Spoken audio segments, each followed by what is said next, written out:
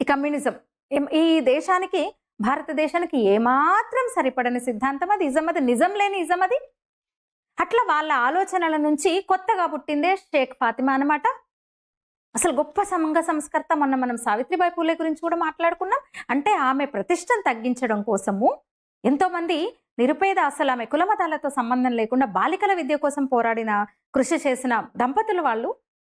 అయితే వాళ్ళ గొప్పతనాన్ని తగ్గించడానికే, ఆ గొప్పతనాన్ని ఇస్లామిస్టులకు, ఇస్లాం కంటగట్టడానికి వీళ్ళు చేస్తున్న కొత్త కుట్రణ అని అనుమానం వస్తుంది. ఎందుకంటే ఇస్లాంలో ఎక్కడ మహిళకు కనీస గౌరవం లేదు, మహిళకు అసలు స్వాతంత్రం ఇవ్వలేదు. ఒక ఆట బొమ్మగా, ఒక బానిసగా మాత్రమే మహిళను ఇస్లాం చూపించింది.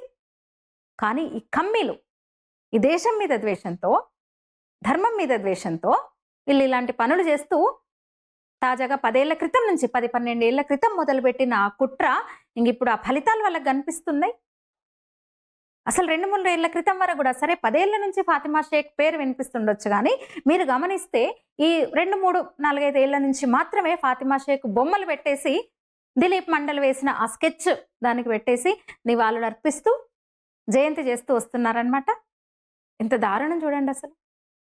మైత్రేయి, గార్గి, ఉభయభారతి, శారదామాత, నిన్న మొన్న సోదరి నివేదిత వివేకానందుడు వెంటొచ్చి, సోదరి నివేదిత కూడా భారతదేశంలో మహిళల కోసం పాఠశాలను నిర్వహించింది.